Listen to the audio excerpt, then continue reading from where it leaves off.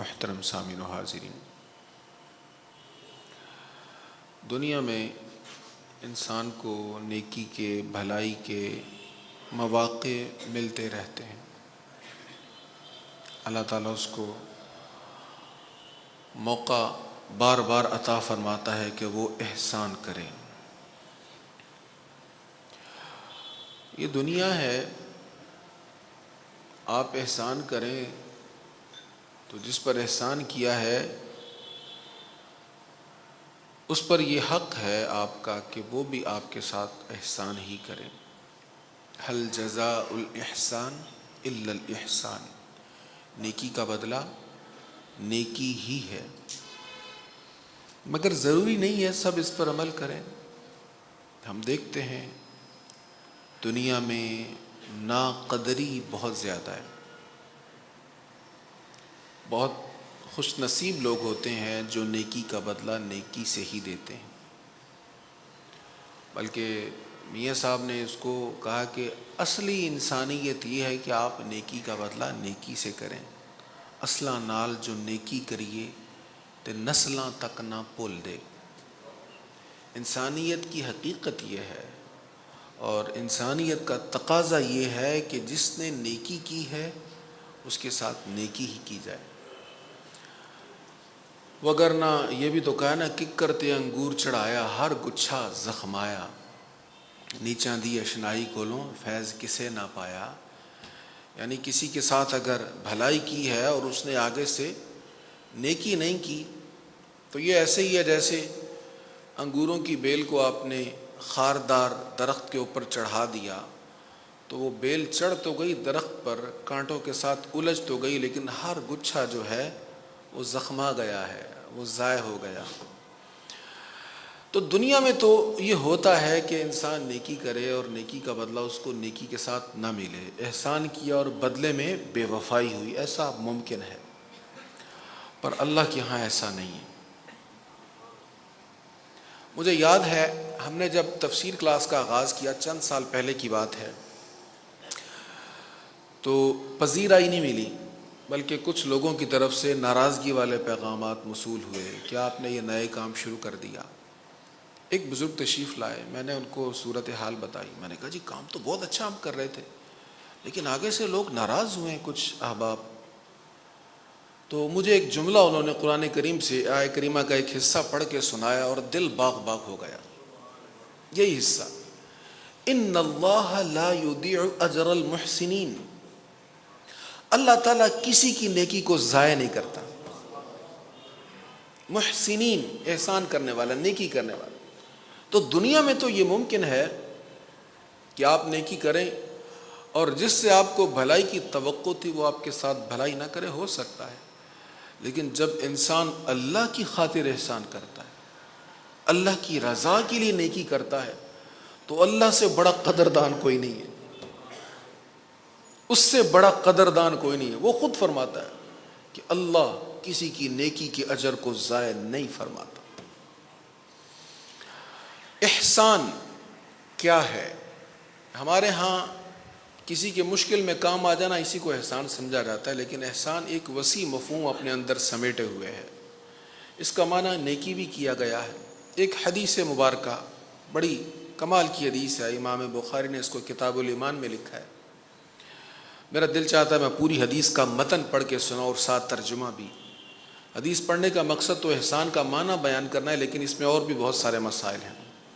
سیدنا فاروق اعظم کہتے ہیں ایک دن ہم حضور کی بارگاہ میں بیٹھے ہوئے تھے، بینما نحن عند رسول اللہ صلی اللہ علیہ وسلم ذات یوم اذ طلع علینا، ایک دن تھا ہم حضور کے پاس بیٹھے ہوئے تھے۔ کیسی مزے کی بات ہے، کتنا لطف ہے اس جملے میں، ہم حضور کے پاس بیٹھے ہوئے تھے۔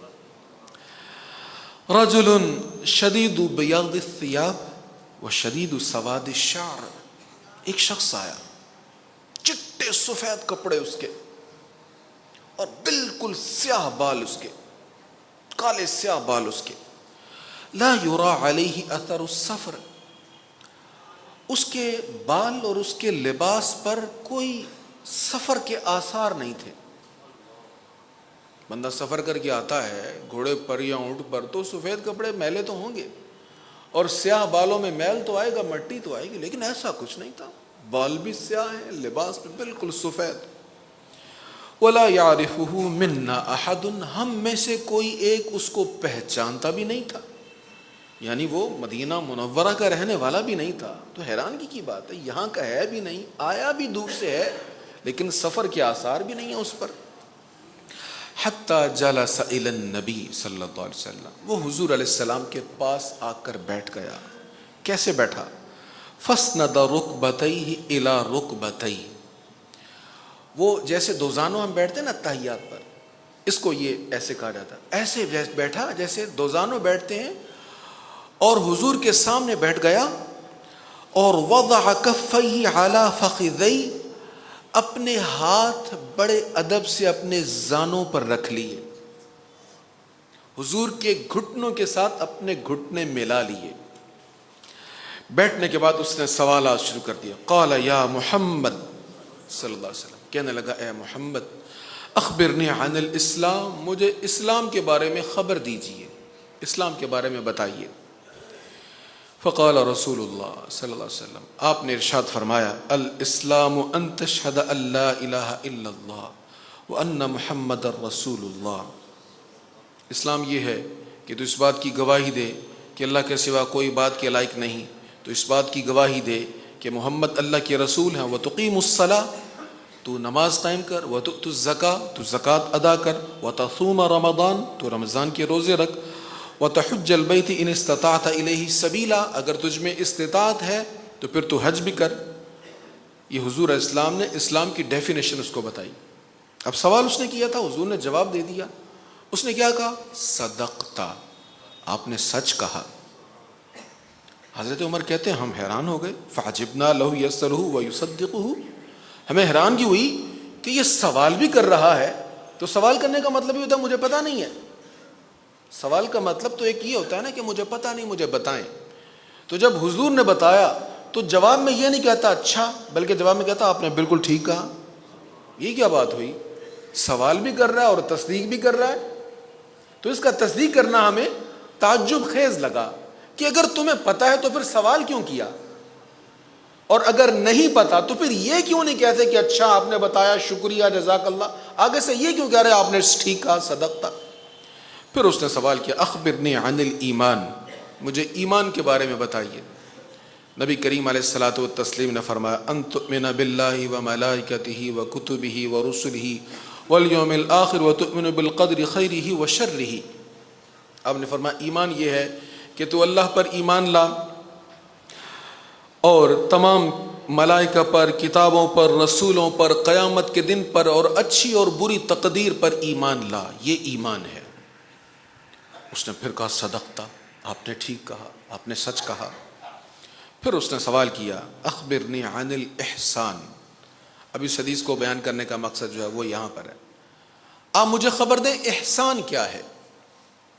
اب یہاں سے احسان کا بڑا وسیع مفہوم حضور علیہ السلام عطا فرما رہے امت کو. اور صوفیہ فرماتے ہیں کہ تصوف کی بنیاد یہ جملہ ہے جو حضور نے احسان کے سوال کے بدلے میں ارشاد فرمایا. تصوف کی جتنی بکس ہیں ان کی بنیاد یہاں سے ملی. پوچھا احسان کے بارے میں بتائیں. سرکار کریم علیہ السلام نے فرمایا ان تعبد اللہ کأنک تراہ، اللہ کی عبادت ایسے کر گویا تو اللہ کو دیکھ رہا ہے. عبادت کرتے ہوئے کیفیت ایسے پیدا کر. ایک دن ہمارے یہاں طلباء کی مجلس ہو رہی تھی، ایک تربیتی پروگرام چل رہا تھا. تو یہ حدیث یاد ہے تو میں نے اس کا ایک معنی یہ عرض کیا بچوں کو. میں نے کہا دیکھیں آپ کو یہ ڈر نہیں ہونا چاہیے کہ والدین ناراض ہوں گے تو ہم نماز پڑھ لیں، یا استاد صاحب ہمیں نگرانی کر رہے ہیں تو ہم نماز پڑھ لیں. اس کے لیے نماز نہ پڑھو، عبادت اس لیے کرو کہ اللہ دیکھ رہا ہے. ان تعبد اللہ کأنک تراہ، فرمایا عبادت ایسے کر جیسے تو اللہ کو دیکھ رہا ہے. فإن لم تکن تراہ فإنہ یراہ، فرمایا اگر ایسی کیفیت نہیں تو پیدا کر سکتا تو پھر یہ ضرور اپنی کیفیت بنا لے کہ اللہ تجھے دیکھ رہا ہے. اس انداز میں تو عبادت کر. پھر اس نے سوال کیا عن الساعہ اخبرنی عن الساعہ، مجھے قیامت کے بارے میں بتائیں۔ تو سرکار کریم علیہ السلام نے فرمایا مل مسئول عنہا بعالم من السائل، سوال کرنے والے سے زیادہ وہ نہیں جانتا جس سے سوال کیا جا رہا ہے۔ یعنی تو مجھ سے قیامت کے بارے میں پوچھ رہا ہے نا، تو قیامت کے بارے میں جو مجھے علم ہے وہ تجھے بھی علم ہے، یعنی اس مسئلے کو رہنے دو، ابھی اس کو ظاہر نہیں کرنا۔ جو تو جانتا ہے وہ میں جانتا ہوں، اور جو میں جانتا ہوں وہ تو بھی جانتا ہے۔ اس نے پھر عرض کی فاخبرنی عن امارتها، آپ اس کی کچھ نشانیاں بتائیں، قیامت کی نشانیاں۔ اب نشانیاں بڑی اہم ہیں۔ اللہ اکبر۔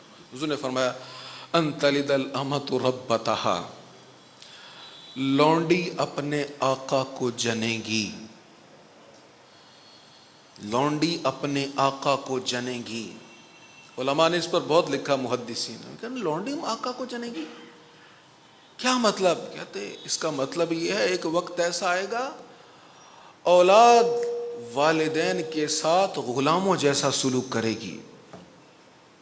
یہ قیامت کی نشانی ہے کہ جس ماں نے جنا ہے اس ماں کے ساتھ غلاموں سے بدتر سلوک ہو رہا ہے، واللہ ہو رہا ہے۔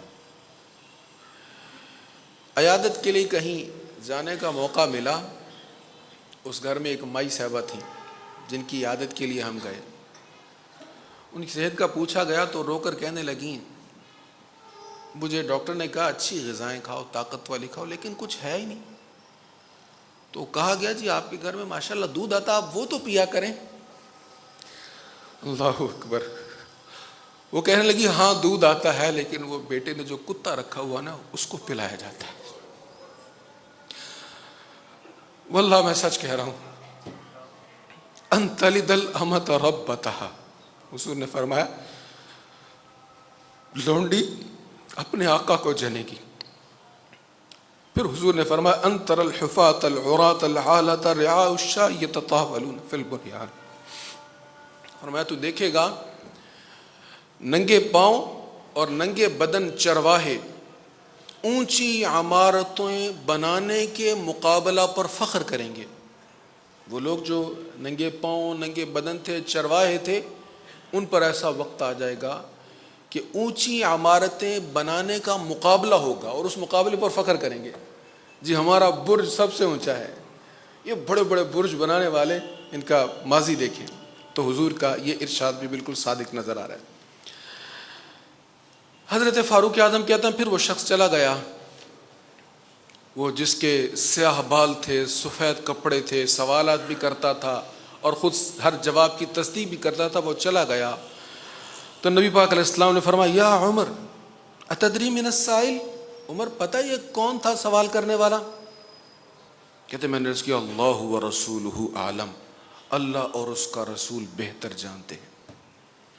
حضور علیہ السلام نے فرمایا فإنہ جبریل، وہ جبریل علیہ السلام تھے، یہ جبریل امی تھے، اتاکم یعلمکم دینکم، وہ آئے تھے تمہیں تمہارے دین کے بارے میں تعلیم دینے کے لیے، بتانے کے لیے۔ تو اس حدیث میں جہاں ہمیں احسان کا معنی معلوم ہوا، وہاں یہ بھی معلوم ہوا بہت سے مسائل کے ساتھ کہ دین سمجھنے سمجھانے کے لیے یا کسی بھی بات کو سمجھانے کے لیے سوال جواب کا طریقہ بہترین ہے، اس نیت سے کہ یہ حضور پرنور علیہ السلام کی مجلس میں جبریل حاضر ہوئے، اس کی سنت ادا ہو جائے، تو یہ بہترین طریقہ ہے اور اس سے علم بہتر انداز میں سکھایا جا سکتا ہے۔ حضور پرنور علیہ الصلوۃ والتسلیم کی کثیر احادیث ہیں جس میں احسان کا سرکار کریم علیہ الصلوۃ والتسلیم نے یہ معنی بیان فرمایا۔ آپ نے یہ بھی فرمایا ان اللہ کتب الاحسان علی کل شیء، ہر کام میں، ہر جائز کام میں احسان ہے۔ وہ احسان کیا ہے کہ جو بھی کام کرو اس کو اچھے سے کرو، اس کو بہترین انداز میں کرو، اس کو ڈنگ ٹپاؤ نہ کرو، اس کو صحیح انداز میں کرو، یہ احسان ہے۔ احسان کرنے والا محسن ہے، اور محسن کے بارے میں اللہ تعالیٰ فرماتا ہے کہ میں اس کے اجر کو ضائع نہیں کرتا۔ حضرت ابو ذر رضی اللہ تعالی عنہ روایت کرتے ہیں، اور اس حدیث کو بھی محدثین نے محسن کی صفات اور تعریف میں اس حدیث کو لکھا ہے کہ حضور علیہ الصلوۃ والسلام نے فرمایا اتقوا اللہ حیثما کنت، تم جہاں بھی ہو اللہ سے ڈرتے رہو. وَأَتْبِعِ السَّيِّئَةَ الْحَسَنَةَ تَمْحُهَا، اور اگر گناہ ہو جائے تو اس کے بعد احسان کر لو، نیکی کر لو، نیکی سے اللہ تعالیٰ اس گناہ کو مٹا دے گا. اس طرح کی جو احادیث ہیں یہ گناہ صغیرہ کے لیے ہیں. گناہ کبیرہ کے لیے توبہ شرط ہے، کبیرہ گناہوں کے لیے توبہ شرط ہے، اور صغیرہ گناہ اگر مسلسل ہوتا رہے تو وہ گناہ کبیرہ بن جاتا ہے. حضرت سیدنا انس بن مالک رضی اللہ تعالیٰ عنہ روایت کرتے ہیں کہ حضور پنور صلی اللہ تعالیٰ علیہ وآلہ وسلم نے قیامت کے احوال کو بیان کرتے ہوئے فرمایا کہ اللہ تعالیٰ جب اولین و آخرین سب لوگوں کو جمع فرمائے گا تو ایک پکارنے والا عرش کے پایوں تلے ایک میدان سے صدا دے گا. کیا صدا دے گا؟ این المعرفت باللہ، کہاں ہیں اللہ کی معرفت والے، اللہ کو پہچاننے والے. اور دوسرا جملہ این المحسنون، این المحسنون، کہاں ہے احسان کرنے والے، محسنین کہاں ہیں. رسول اللہ صلی اللہ علیہ وسلم نے فرمایا کہ لوگوں میں سے ایک گروہ اللہ کے سامنے آ کر کھڑا ہوگا، پس وہ یعنی اللہ تعالیٰ فرمائے گا، حالانکہ وہ بہتر جاننے والا ہے، کہ تم کون لوگ ہو. پس وہ لوگ کہیں گے ہم اہل معرفت ہیں جنہیں تو نے اپنی معرفت عطا فرمائی. پھر پوچھے گا تم کون لوگ ہو. دوسرے لوگ کہیں گے ہم صاحبان احسان ہیں، احسان کرنے والے ہیں. اللہ تعالیٰ فرمائے گا صدقتا، تم نے سچ کہا. نبی کریم علیہ الصلوۃ والسلام نے فرمایا پھر صاحبان احسان کے بارے میں اللہ تعالیٰ فرمائے گا آج تم پر کوئی الزام نہیں ہے، آج تم پر کوئی الزام نہیں ہے، تم پر کوئی تانا نہیں ہے، میری رحمت کے ساتھ تم سیدھے جنت میں داخل ہو جاؤ. محسنین کی تعریف یہ حضور اسلام نے یہاں پر بڑے جامع انداز میں بیان فرما دی کہ قیامت کے دن ان کو بلایا جائے گا، سامنے اللہ کے پیش ہوں گے. اب کوئی حساب کتاب نہیں ہے، کوئی سوال جواب نہیں ہے، کوئی سختی نہیں ہے. قیامت کی سختیوں میں سے کوئی سختی انہیں درپیش. اللہ تعالیٰ فرمائے گا آج تم پر کوئی سوال جواب نہیں ہے، کوئی سختی نہیں ہے، تم نے میری خاطر احسان کیا، جاؤ جنت کا دروازہ کھلا ہوا ہے. اس لیے فرمایا ان اللہ لا یضیع اجر المحسنین، اللہ نیکی کو ضائع نہیں کرتا. وہ کسی احسان کرنے والے کے احسان کو ضائع نہیں کرتا، لیکن احسان ہو صحیح، ہو ایسا ان تعبد اللہ کانک تراہ فإن لم تکن تراہ فإنہ یراہ. ایسے نیکی کرو اللہ کو دیکھ رہے ہو، اور اگر یہ کیفیت نہیں پیدا کر سکتے تو ایسے نیکی کرو یہ یقین رکھو کہ اللہ تو دیکھ رہا ہے. تو نیکی اللہ کی رضا کے لیے ہو. ہمارے ہاں احسان ہوتا ہے اور احسان کو ضائع بھی کر دیا جاتا ہے. لا تبطلوا صدقاتکم بالمن والاذى، قرآن کریم نے واضح طور پر بیان فرمایا کہ اپنے صدقات کو باطل نہ کرو، تکلیف دے کر اور جتلا کر. وہ بھول گئے میرے احسانات. ایک صاحب میرے پاس آئے، کہنے لگے میں اپنی بہن کے ساتھ اتنا عرصہ نیکی کرتا رہا، تو ایک وقت ایسا گیا کوئی جھگڑا ہو گیا، تو میں نے پھر اس کو سنایا میں نے تیرے ساتھ یہ کیا ہے، تو کیا میرا حق بنتا ہے؟ میں نے کہا نہیں، یہ تو آپ نے سارا ضائع کر دیا. حضور پرنور صلی اللہ تعالیٰ علیہ وآلہ وسلم نے بڑی سخت باتیں فرمائی اس کے بارے میں. ایک مقام پر سرکار کریم علیہ الصلوۃ والتسلیم نے یہ بھی فرمایا کہ احسان جتلانے والے کو جنت میں نہیں ڈالا جائے گا. یہ بھی ایک جگہ حضور اسلام نے ارشاد فرمایا جو نیکی کی ہے وہ اللہ کی خاطر ہو، جب اللہ کی خاطر ہوگی تو پھر اجر بھی وہ عطا فرمائے گا. بزرگوں کی باتیں بڑی آسان ہوتی ہیں مسئلہ سمجھانے کے لیے. حضرت خواجہ منیر الدین چشتی اجمیری رحمۃ اللہ تعالیٰ علیہ، آپ کے مرشد حضرت عثمان ہارونی رحمۃ اللہ علیہ، بڑے اللہ کے ولی، امام الاولیاء ہیں. حضرت خواجہ خواجگان ہیں، تو ان کے مرشد کا کیا عالم ہوگا. مرشد نے کہا معین الدین میں اتنے دن تک فلاں دینی معاملات میں، تعلیم میں، وظائف میں، اوراد میں مصروف ہوں، اور اتنے دنوں کے بعد میں باہر آؤں گا، اور اس دن جو مجھے دیکھ لے گا وہ جنت میں جائے گا. لیکن میں تجھے کہہ رہا ہوں کسی کو بتانا نہیں ہے. اگر کوئی یہ خبر کسی اور کو دے گا تو وہ دوزخ میں جائے گا. یہ امانت ہے, کسی کو بتانا نہیں ہے.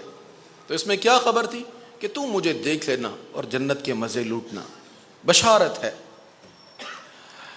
حضرت معین الدین رضی اللہ تعالیٰ رحمۃ اللہ تعالیٰ علیہ, آپ نے معمول بنا لیا روزانہ کا. روزانہ اپنے معمولات سے فارغ ہونے کے بعد عصر سے لے کر مغرب تک گلی گلی کوچا کوچا نگر نگر جاتے اور جا کر کہتے لوگوں سنو, فلاں دن اللہ کے ولی حضرت عثمان ہارونی باہر تشریف لائیں گے, جو جو زیارت کرے گا جنت میں جائے گا. ہر جگہ یہی اعلان کرتے پھر رہے ہیں. جب وقت ملتا اپنی مصروفیات سے معمولات سے روز جا کے اعلان کرتے ہیں جو زیارت کرے گا جنت میں جائے گا.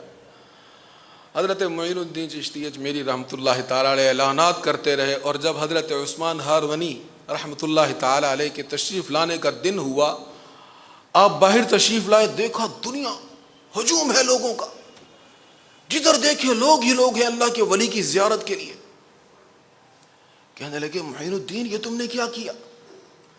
میں نے تو کہا تھا جو خبر کسی اور کو دے گا وہ دوزخ میں جائے گا. کہا حضور میں نے کہا اللہ کے اتنے بندے جنت میں چلے جائیں, ایک معین الدین کی کیا بات ہے, اتنے لوگوں کا بھلا ہو جائے. حضرت عثمان ہارونی کہنے لگے جب اتنے لوگوں کو جنت میں لے جانے والی خیر خواہی تو کرے گا تو کیا اللہ کی رحمت سے یہ ممکن ہے کہ وہ تجھے دوزخ میں ڈال دے؟ حضور پرنور صلی اللہ علیہ وسلم فرماتے ہیں قیامت کا دن ہوگا, ایک شخص اللہ کی بارگاہ میں حاضر ہے, عملوں کو تولا جا رہا ہے, نیکیاں بھی تولی جا رہی ہیں, گناہ بھی, ہر چیز کا شمار ہو رہا ہے. کرتے کرتے صرف ایک نیکی کی کمی ہو گئی. اگر ایک نیکی ہوتی تو جنت میں چلا جاتا. اب وہ مارا مارا پھر رہا ہے, کبھی اس کے پاس کبھی اس کے پاس, کبھی تعلق والا پیار والا عزیز ذو رحم رشتہ دار سب کے پاس جاتا ہے, ایک نیکی دے دو, ایک نیکی دے دو. کہیں سے ایک نیکی نہیں مل رہی. آج کتنے مواقع ملتے ہیں ہمیں نیکیوں کے, مسکرا کے دیکھنا بھی نیکی ہے, سلام کرنا بھی نیکی ہے, پانی پلانا نیکی ہے, کھجور کا ایک ٹکڑا, حضور نے فرمایا دوزخ سے بچ جاؤ چاہے کھجور کا ایک ٹکڑا ہی کیوں نہ ہو. کتنے مواقع ہیں. قدر ہوگی قیامت کے دن ان نیکیوں کی. اس دن پتہ چلے گا کیا ریٹ ہے, جوانی کا کیا ریٹ ہے, بڑھاپے کا کیا ریٹ ہے. حضور علیہ السلام فرماتے ہیں وہ ڈھونڈ رہا ہے کوئی ایک نیکی نہیں دے رہا, مایوس ہو کر تھک ہار کر بیٹھ گیا. ایک شخص کہنے لگا کیا ہوا؟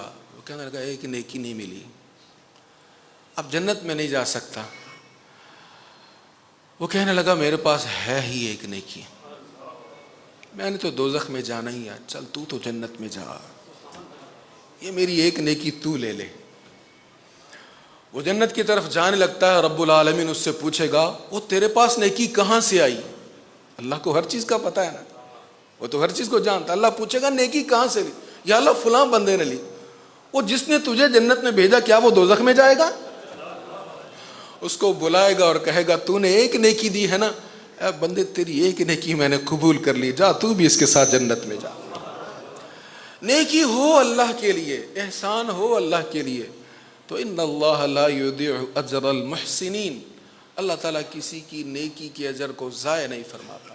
اللہ تعالیٰ ہمیں ایسی نیکیوں کی توفیق نصیب فرمائے.